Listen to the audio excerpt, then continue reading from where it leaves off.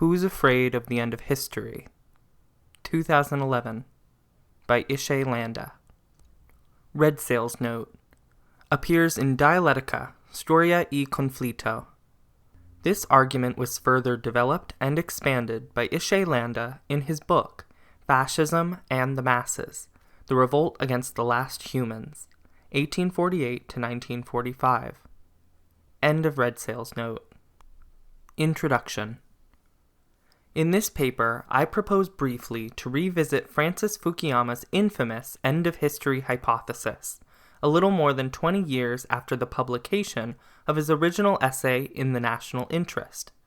I will not delve again into the details of Fukuyama's conception or compare his approach to that of his two main predecessors in the business of imagining a conclusion to history, Hegel and Kojève.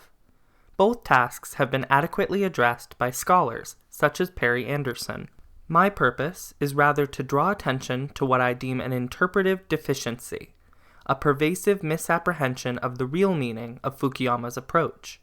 It will be suggested, in a very broad outline, that given his conservative affirmation of capitalism, the American political scientist did not really celebrate a post-historical epoch. On the contrary, he ought more properly to be understood as an ideological fighter against any such putative historical denouement. What critics of Fukuyama habitually overlooked was the objectively dialectical nature of his analysis of capitalism. Fukuyama is not simply a champion of capitalism. Like numerous other conservative thinkers, he is rather deeply concerned about the imminent evolution of capitalism itself. Like Marx, Fukuyama is aware of the revolutionary nature of capitalism. Unlike Marx, however, he is deeply apprehensive of such dynamism. The goal of his ideological intervention was thus to obstruct the further evolution of capitalism, to decree arbitrarily that such evolution had now been exhausted. And while critics on the left were right to give the lie to such contention, they were wrong to dismiss the end-of-history matrix itself. Here, they failed to notice the radical subtext of Fukuyama's narrative. Contradicting him all too quickly and indiscriminately, they often became his unwitting associates in the preemptive strike against an end, if not to history, then at least to prehistory. Such objective cooperation was facilitated by the fact that left-wing critics are sometimes less than truly dialectical in their analysis of capitalism.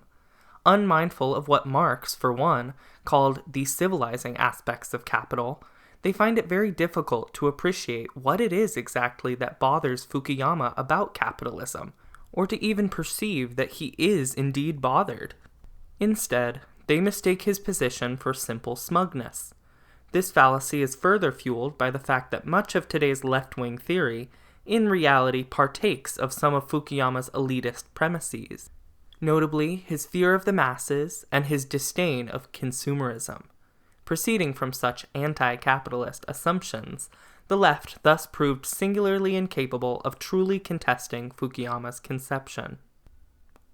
Bourgeois detractors of the last man. In stark opposition to Fukuyama's complacent image, reveling in the triumph of the liberal capitalist order, there runs in reality a highly dismal streak through his narrative, which is evident, for example, in the very lines concluding his essay. Quote, "The end of history will be a very sad time. The struggle for recognition, the willingness to risk one's life for a purely abstract goal, the worldwide ideological struggle that called forth daring, courage, imagination, and idealism will be replaced by economic calculation, the endless solving of technical problems, environmental concerns, and the satisfaction of sophisticated consumer demands. In the post-historical period there will be neither art nor philosophy, just the perpetual caretaking of the museum of human history. I can feel in myself, and see in others around me, a powerful nostalgia for the time when history existed. Even though I recognize its inevitability, I have the most ambivalent feelings for the civilization that has been created in Europe since 1945. Perhaps this very prospect of centuries of boredom at the end of history will serve to get history started once again." End of quote. As can be seen, rather than celebrating the end of history, Fukuyama warns against it, and even contemplates the possibility of forestalling such an end, of winding back the clock. To make sense of such vacillation, we need to bear in mind that when Fukuyama ponders the end of history, he draws upon two great philosophical traditions, which happen to be at odds with each other. This inner conflict is registered in the very title of his 1991 book, The End of History and the Last Man. And while the end of history is derived from the Hegelian tradition, the last man is of course a quintessential Nietzschean motif, and to Hegel's confidence in the eventual triumph of reason, Nietzsche had responded with marked pessimism. His stance was sharply anti-Hegelian, involving a caustic negation of modernity and of the despicable modern ideas.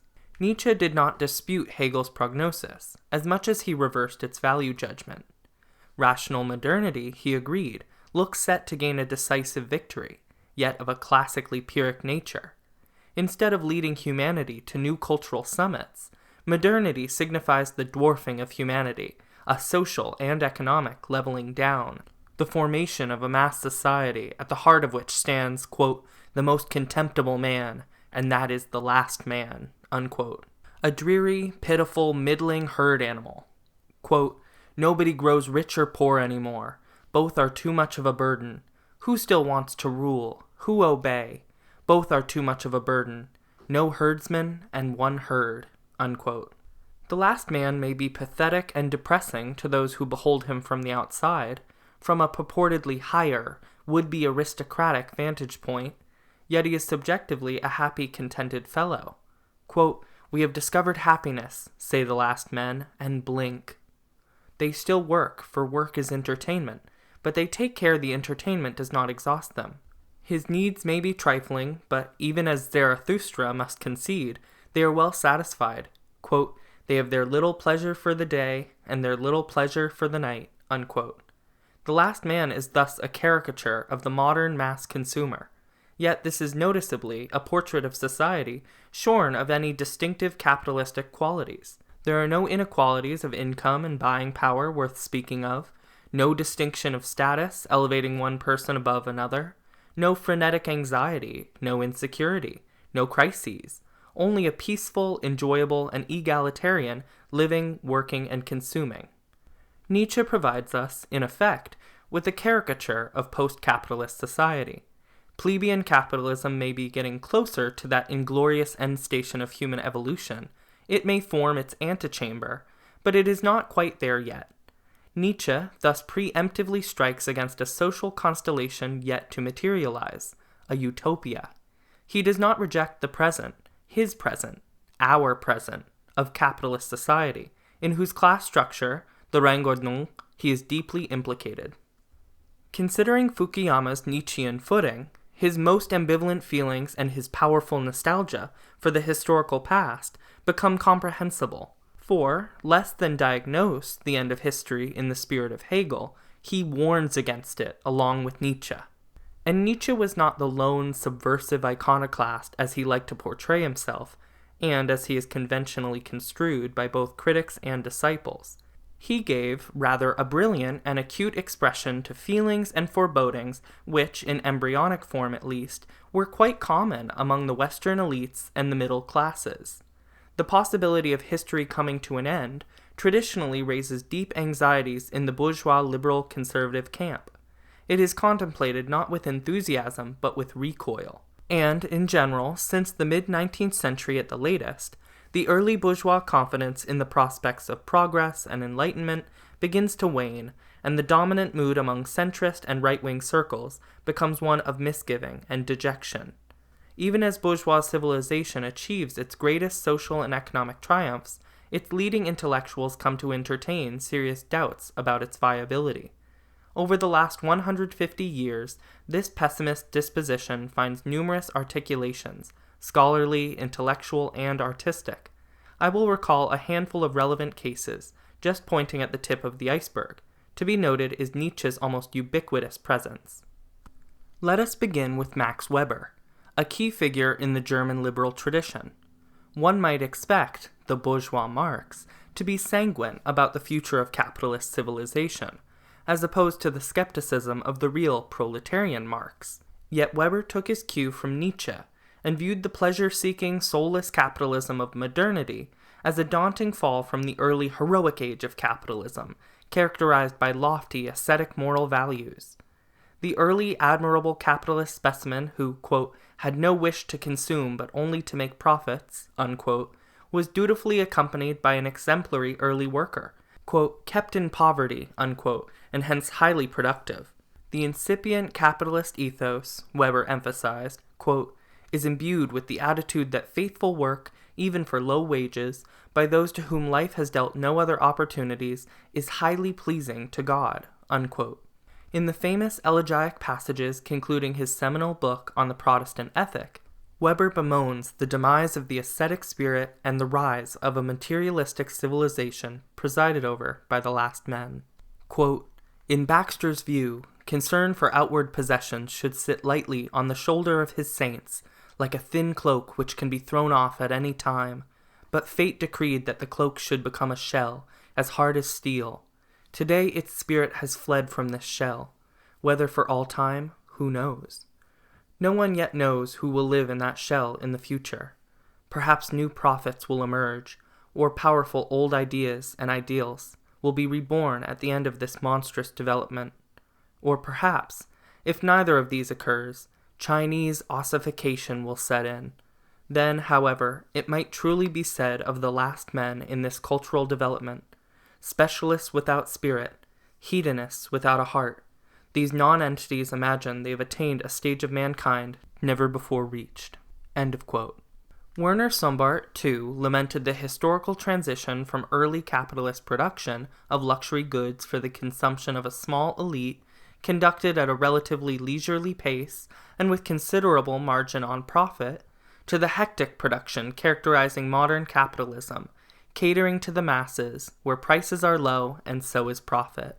Quote, when these bourgeois of the old style worked, they conducted their business in such a way as to engage in the smallest possible number of business activities at any given time. That was the business principle of the entrepreneur back in those days. That, for example, was the principle of the Dutch East India Company, to conduct small business with great profit, hence their policies, to eradicate the leguminous trees, to burn up plentiful harvests, etc. This was done also in order to prevent the poor from partaking in the harmful consumption of the colonial products. It was basically selling to the rich, which is always more comfortable than selling to the great mass. End of quote. Regretfully, this nearly idyllic state of things changes in the course of the 19th century, giving way to the new, debased, properly modern form of production and consumption, whose common denominator is massification. The venerate old principle of great profit at small investment is completely reversed. Quote, today the aim is to earn a little out of many business transactions, a goal which is expressed in the leitmotif presiding over all branches of contemporary economic life: big volume of sales, small profit. Unquote. This unwholesome shift comes complete with a sweeping moral erosion. Wistfully contemplating the fate of the classical bourgeois virtues, Sombart raises the rhetorical question, quote, what has become of these virtues, which we have recognized as essential components in the structure of the capitalist spirit? Have diligence, thrift, respectability, industry, frugality, honesty still any meaning in the disposition of the capitalist entrepreneur? Unquote. Sombart's argument comprises a condemnation of an alarming subversion of social roles. The masses, formerly excluded from participation in the benefits of production, have now become consumers, whereas the capitalist, formerly well in charge of the productive apparatus, is now enslaved by it, losing all autonomy. Quote, modern economic man does not act out of virtue, he acts under compulsion. The tempo of the activity determines his own tempo. He can afford to be lazy, just as little as the worker next to the machine can, whereas the craftsman could choose whether to be diligent or not. Unquote. A poetic expression of the same forebodings is provided by T.S. Eliot in his famous portrayal of the last men, now appearing under the stage name of The Hollow Men, 1925. For this hollow human specimen inhabits the world at its very last phases, facing an ignominious, profoundly anticlimactic finale. Quote, "This is the way the world ends. This is the way the world ends. This is the way the world ends. Not with a bang, but a whimper." End quote. Julius Evola, the fascist Italian thinker, who also supported German National Socialism, identified the modern age as the Kali Yuga of Hinduism, the last and lowliest in the cycle of civilizations. This is a time characterized by unparalleled social, cultural, and ethical degeneration. Quote, "Views of art begin to emerge that advocate an art for the use and consumption of the masses." Unquote. Ethical erosion is particularly visible when the aristocratic ideals of old are progressively replaced with the materialistic ideals of bourgeois consumer society and the proletarian cult of work. The ignoble modern ideal is, quote, "more fitting for a human animal, an easier life that is more enjoyable and safer with the maximization of one's well-being and physical comfort." Unquote. This thick layer of gloom, though, is occasionally punctured by glimmers of sunshine. One such instance is provided by Ernst Jünger in his influential essay On Pain, written and published in 1934. The diagnosis Jünger there puts forth forms an exception within the broad discourse we have been surveying. Yet his point of departure is the same disheartening morass of consumerist modernity. This mockery of genuine culture is characterized by a shallow attempt to deny the ineluctability of pain and create a Schlaraffenland based on the biased belief that reason, technology, and democracy can insulate humanity from suffering. Quote, "This belief is not only a characteristic feature of forces allied with the Enlightenment, but it has also produced a long series of practical measures typical for the human spirit of the last century, such as the abolition of torture and the slave trade, the discovery of electricity, vaccination against measles, narcosis, the system of insurance, and a whole world of technical and political conveniences. The breadth of people partaking of goods and pleasures is a sign of prosperity. Perhaps most symbolic are the grand cafes, the true palaces of democracy. Here one senses the dreamlike, painless, and oddly agitated ease that fills the air like a narcotic. On the streets it is striking how the masses are dressed in such undeniable poor taste, yet in a uniform and respectable fashion. Bare and blatant poverty is rarely seen." End quote. Such unheard-of degree of mass comfort is indeed, from Jünger's elitist vantage point, extremely displeasing, and would seem to leave little room for optimism. Yet what prevents On Pain from being yet another elegy or exhortation is the fact that it is written in a time and place where the palaces of democracy have already been toppled down. Writing a year after Hitler's rise to power, Jünger feels that he can, with malicious glee, pronounce the last man a thing of the past, a disease humanity has recovered from. The need to find a sanctuary from pain, Jünger maintains, quote, "seems especially striking when contrasted with the hopes of the age of widespread security, whose values are still fully familiar to us today. The last man, as Nietzsche prophesied, is already history." Unquote. And a little further down, quote, "the prophecy of the last man has found rapid fulfillment. It is accurate, except for the assertion that the last man lives longest. His age already lies behind us." Unquote. Unfortunately, however, the Third Reich fails to last for 1,000 years, and in its aftermath, the last men resume their relentless march forward. This means that post-war Jünger is again forced to strike the old, familiar, dismal notes. This replenished sense of glumness is embodied, for example, in the persona of Richard, the heroic and aristocratic war veteran, unemployed hero of the novel The Glass Bees. This representative of good old gallant Prussia is forced to prostitute his talents and seek a job in the mass entertainment factory of Zapparoni, a Walt Disney-like magnate producing films which make the dreams of old utopians appear coarse-grained in comparison. The last men, just recently pronounced dead and buried, are back with a vengeance. Closer to our days, and picking up on the cultural critique introduced by Weber and Sombart, the American sociologist Daniel Bell lamented at length the way that, quote, "the rise of mass consumption, or the diffusion of what were once considered luxuries to the middle and lower classes of society, had contributed to a loss of social authority on the part of the older value system, unquote. This new capitalism, predicated on pop hedonism, Bell made clear, was not simply unappealing, but also positively dangerous, a, quote, process which can only undermine the foundations of capitalism itself, unquote, and end in the dethronement of the bourgeoisie. Marx and the social individual. And the list of bourgeois pessimists can be extended indefinitely. From Nietzsche to Fukuyama and beyond, there pervades a sense of anguish and unease. Whether at the liberal center of the political spectrum, J.S. Mill, Weber, Bell, Fukuyama, or at the conservative fascist pole, Evola, Junger, the dominant mood is one of apprehension.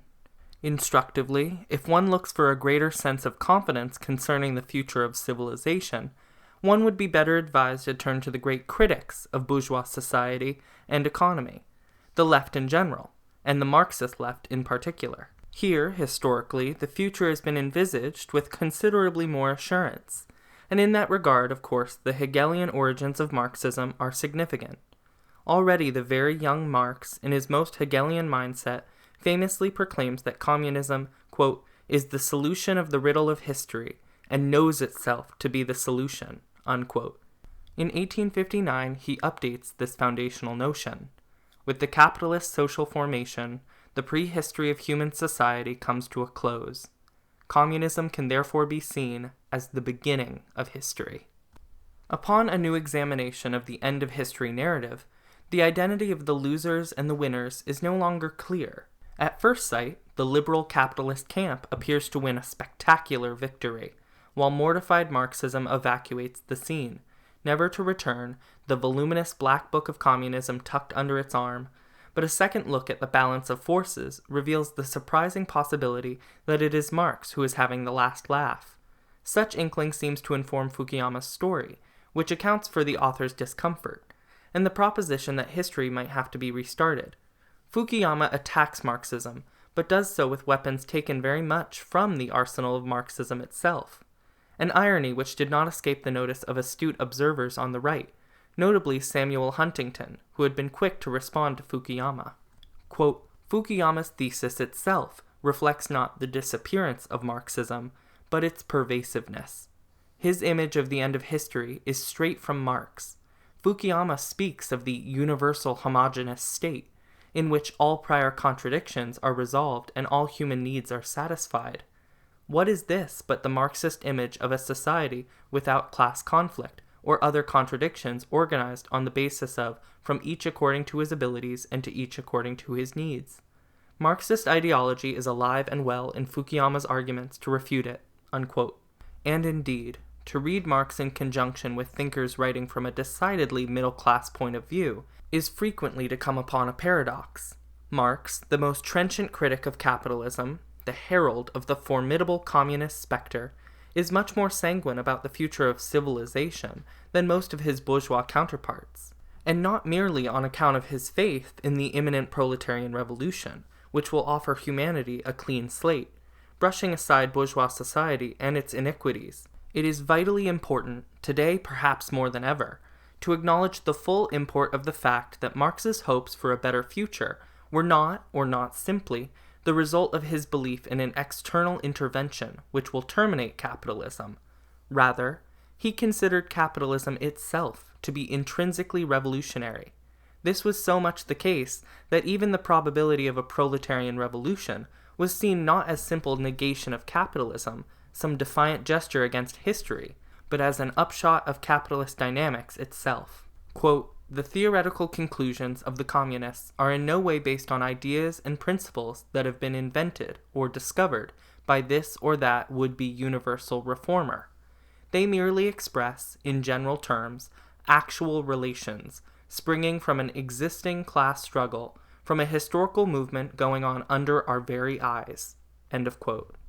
Had this been otherwise, had Marx's vision of socialism depended solely on external revolutionary intervention, then the pessimism characterizing much of leftist discourse in the post-1968 period, as well as Fukuyama's obituary, might have been justified. Yet for Marx, the prime revolutionary force in bourgeois society and against it is the living contradiction, capitalism itself.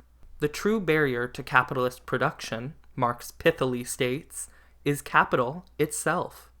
The imminent dialectical development of capitalism prepares the ground for a social transformation, both destructively, a point traditionally emphasized by leftists, and constructively, a point which they largely neglect.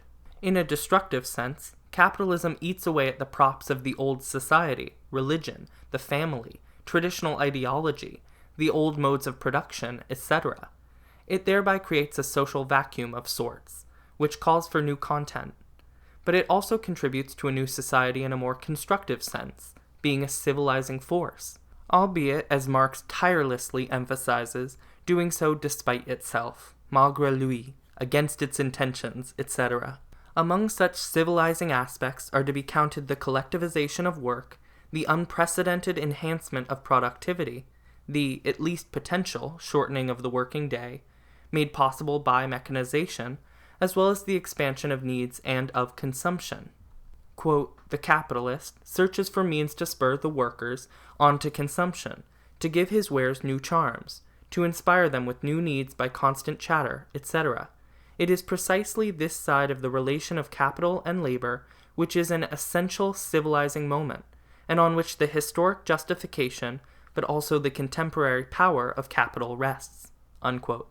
This dialectical conception of capitalism explains why Marx and Engels, reference here is made usually to Marx simply for the sake of convenience, are at all times fierce critics of bourgeois civilization, but never prophets of doom and decline like many of their bourgeois interlocutors. And it must likewise be realized that bourgeois dejection, the counterpart of Marxist confidence, does not primarily reflect a premonition of a revolution either. Rather, they were, and are, uncomfortable amidst bourgeois society itself, as it then was, and now is. Their fear, as Fukuyama put it, is that the liberal democracies will, quote, one day collapse from some kind of internal rot, much as communism has done, unquote.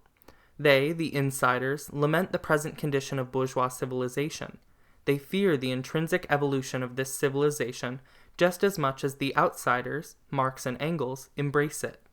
I propose to render this seemingly contradictory fact palpable by weighing Marx's take on individualism against the approach of an important liberal contemporary, J.S. Mill. Mill, to start with, felt decisively ill at ease in massified modernity. Quote, the general tendency of things throughout the world is to render mediocrity the ascendant power among mankind. In ancient history, in the Middle Ages, and in a diminishing degree through the long transition from feudality to the present time, the individual was a power in himself. At present, individuals are lost in the crowd.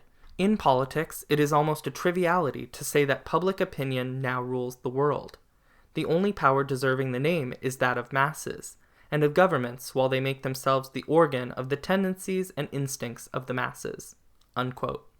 Mill writes in mid-19th century England, that is in a place and time of supposedly classical liberal conditions, so we should expect him to be at least reasonably content.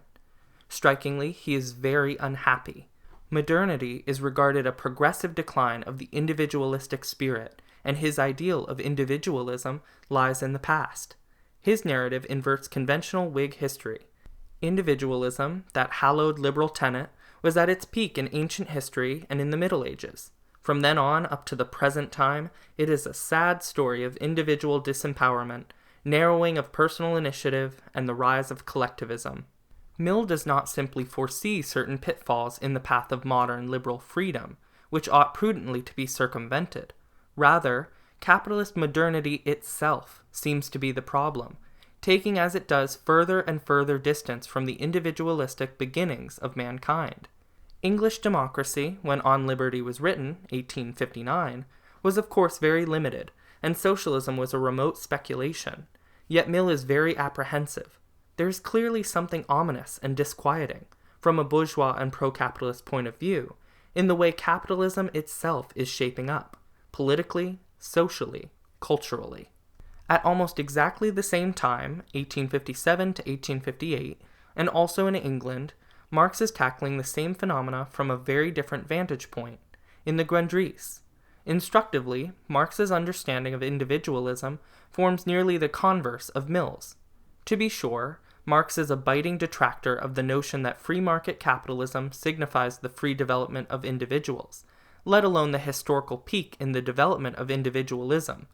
This notion is deconstructed already in the Manifesto, where, against the empty bourgeois catchwords of individualism and culture, it is asserted that, quote, in bourgeois society, capital is independent and has individuality, while the living person is dependent and has no individuality, unquote, and that the, quote, culture, the loss of which the bourgeois laments, is for the enormous majority a mere training to act as a machine, unquote.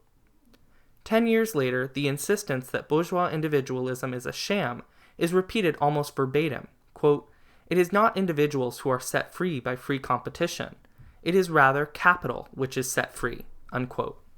This kind of individual freedom, Marx adds shortly thereafter, is the most complete suspension of individual freedom, and the most complete subjugation of individuality under social conditions which assume the form of objective powers, even of overpowering objects.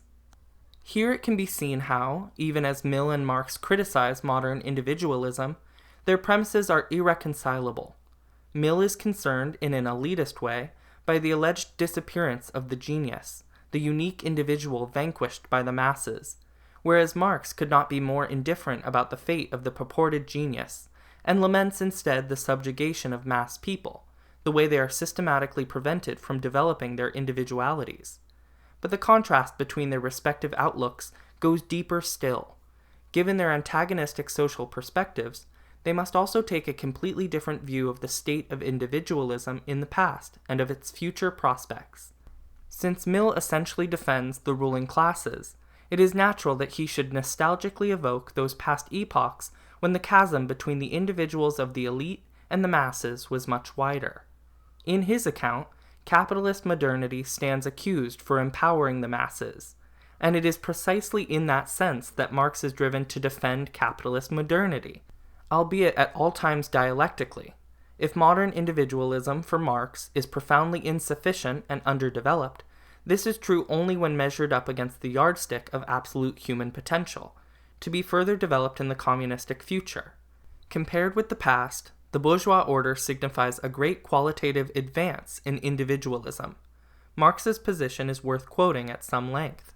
Quote, and certainly this objective connection between individuals in capitalist society is preferable to the lack of any connection, or to a merely local connection resting on blood ties, or on primeval, natural, or master-servant relations.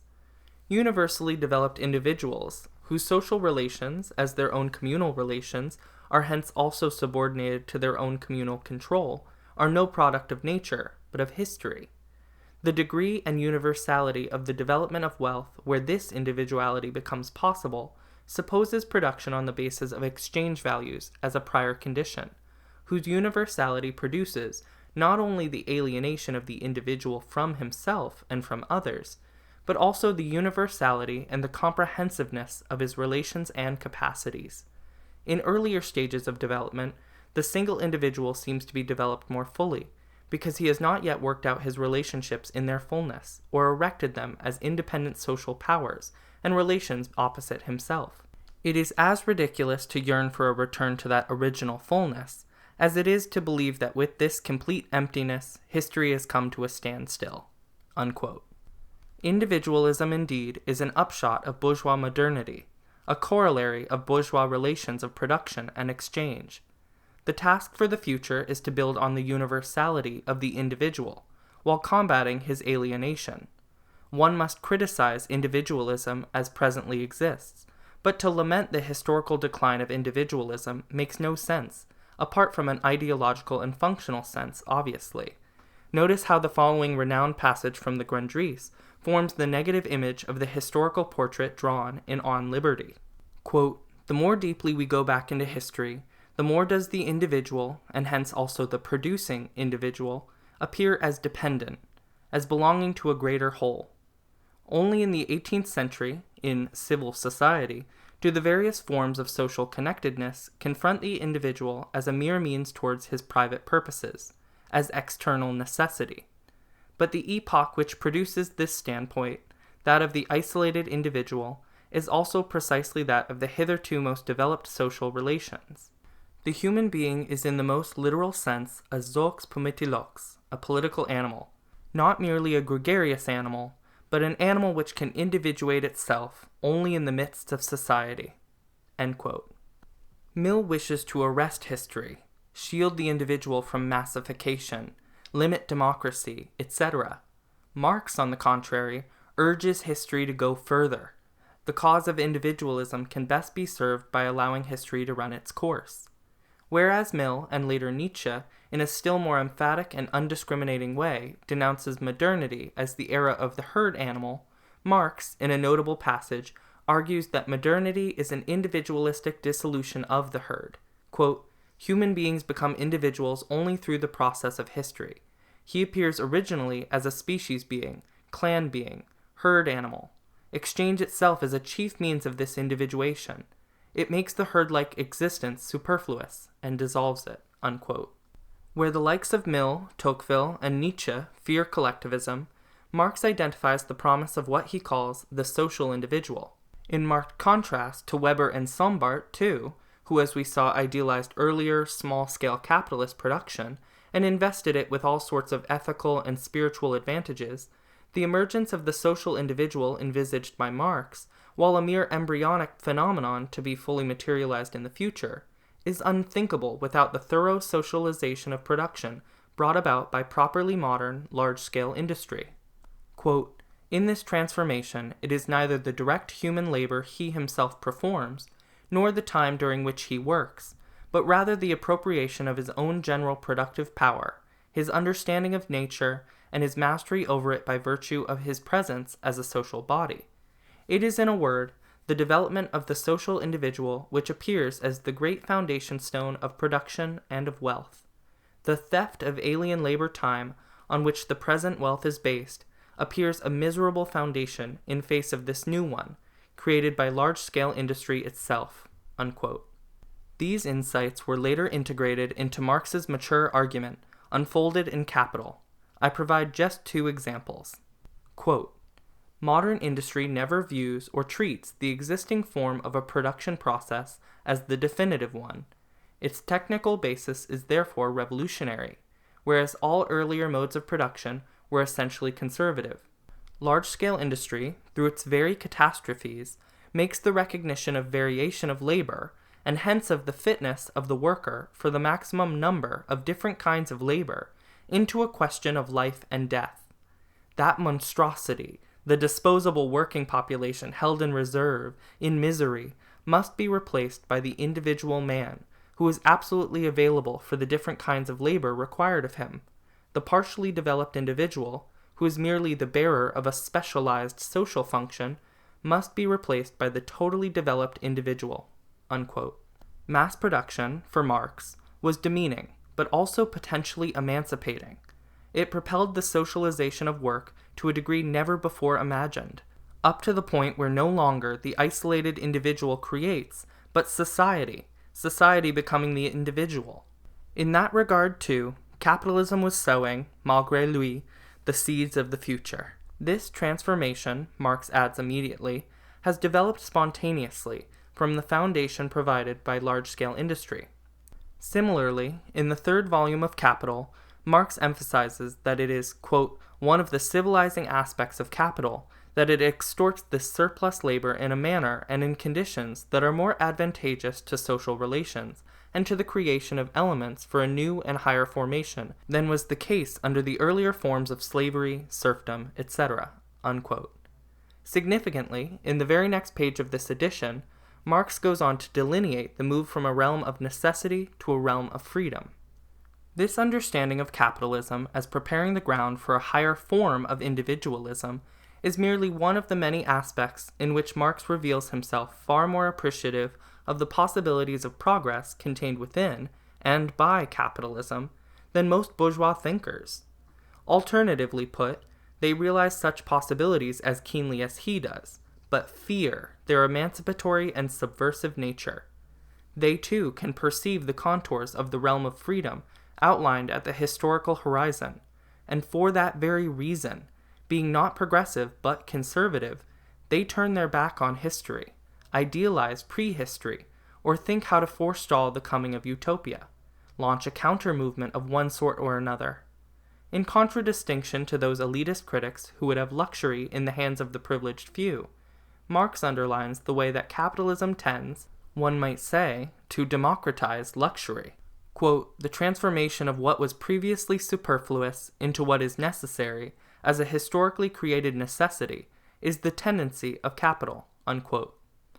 Similarly, Marx vindicates one of the most widely decried byproducts of industrial development, the Malthusian bane of population growth, usually associated with ecological ruin, urban degeneration, and impossible strain on economical and natural resources. Where most bourgeois observers, and many on the left too, it must be said, perceive the menace of the masses, Marx identifies not simply a quantitative increase in life, but also a qualitative betterment. As Justin Holt rightly emphasizes in a recent study of Marx, quote, "The increase in population alters our capacity to produce our lives because it allows new material manipulations of nature. More people allow new activities to be done that require greater amounts of people. Population increases are a requirement for the division of labor, which further widens the scope of humans' material abilities." Unquote. Marx could swim with the current of history, so to speak, whereas bourgeois intellectuals had to swim against it. Think again of Nietzsche, the aristocratic radical, who was, on the one hand, militantly on the side of capitalism, inasmuch as he affirmed inequality, exploitation, private property, and so on. Yet, on the other hand, capitalism terrified him, precisely because he shared something of Marx's dialectical vision of capitalism, albeit in a highly abstract form. He too realized the potential for the rise of the social individual, and therefore had to rewrite him disparagingly as the last man. For are they not, at bottom, one and the same individual, regarded from the opposing sides of the social and ideological divide? And once again, what I wish to highlight is the way pessimism and distrust of the future are squarely on Nietzsche's side. Quote, "What I relate is the history of the next 2 centuries. I describe what is coming, what can no longer come differently, the advent of nihilism.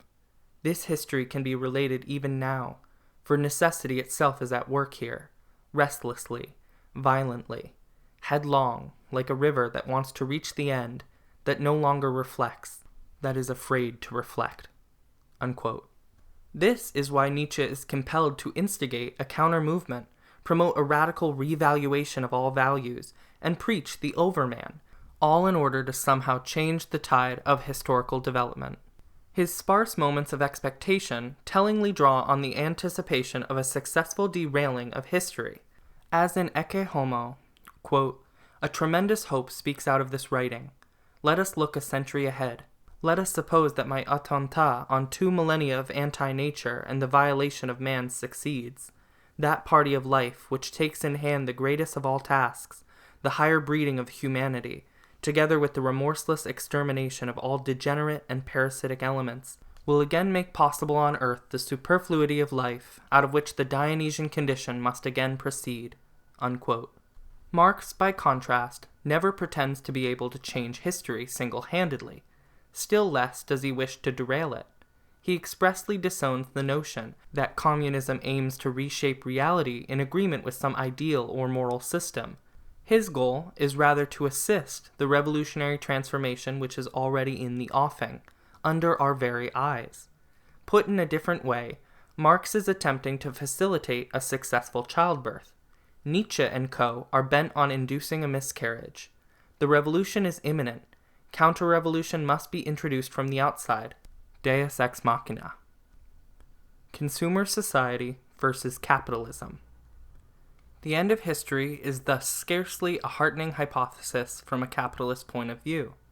Consumer society, notably, inasmuch as it's seen as the mainstay of the post-historical era, the natural habitat of the last men, is consequently a major target for bourgeois harangues. Its critics typically take for granted the self-serving myth that capitalism has eliminated poverty and universalized abundance, whereas Marx and Engels have repeatedly emphasized that capitalist social relations straitjacket mass consumption to the imperatives of surplus value extraction, hence keeping that consumption artificially well below the objectively available productive power of society. Under capitalism, Marx ascertains, quote, society's power of consumption is determined neither by the absolute power of production nor by the absolute power of consumption, but rather by the power of consumption within a given framework of antagonistic conditions of distribution, which reduce the consumption of the vast majority of society to a minimum level, only capable of varying within a more or less narrow limit, unquote. Notwithstanding his reputation as a superficial optimist celebrating consumerism, Fukuyama is hardly an exception to this rule. His critiques of consumerism are very much in the spirit of the cultural pessimism of his illustrious Nietzschean predecessors. He speaks, for example, about the banalization of life through modern consumerism, and underscores the way that consumerism generates false needs, which lead to perennial dissatisfaction. Yet there is more to this than simple snobbery. Consumerism, for Fukuyama, far from being identical with capitalism, entails a threat to the bourgeois socio-economic order. He is painfully aware of the fact that capitalist profit and consumer spending are not, as conventionally assumed, two sides of the same coin. To the extent that capitalism encourages consumption, it does so as a means to an end, the end being accumulation. Inciting the masses to consume, to enjoy themselves, is fine as long as the masses respect the order of priorities, and not posit their enjoyment as a goal in itself. Once the priorities are upturned, and the principle of consumption is seen as independent from, or indeed superior to, that of accumulation, the entire capitalist economic system must appear irrational and questionable. At such juncture, there emerges the danger that the social individual might just come into her own, and demand that the phantasmagoria of consumer society become a reality. Fukuyama usefully distinguishes between two main vectors which cooperate, awkwardly, delicately, and perhaps only transiently, in liberal democracy: pleasurable consumption on the one hand, and the Nietzschean pursuit of megalothymia, the competitive strife for recognition, on the other hand. It is important to trace his exact argument here. Firstly, let us confirm how Fukuyama stresses the difference between the two vectors. Quote, capitalism does not just permit, but positively requires a form of regulated and sublimated megalothymia in the striving of businesses to be better than their rivals.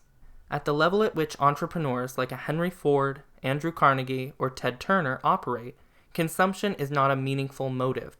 They do not risk their lives, but they stake their fortunes, status, and reputations for the sake of a certain kind of glory. They work extremely hard and put aside small pleasures for the sake of larger and intangible ones. The classical capitalist entrepreneur described by Joseph Schumpeter is therefore not Nietzsche's last man. End of quote.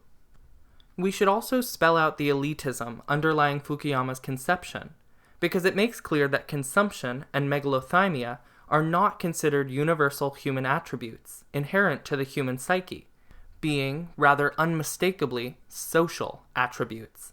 Consumption satisfies the masses, competitive pursuit the select few.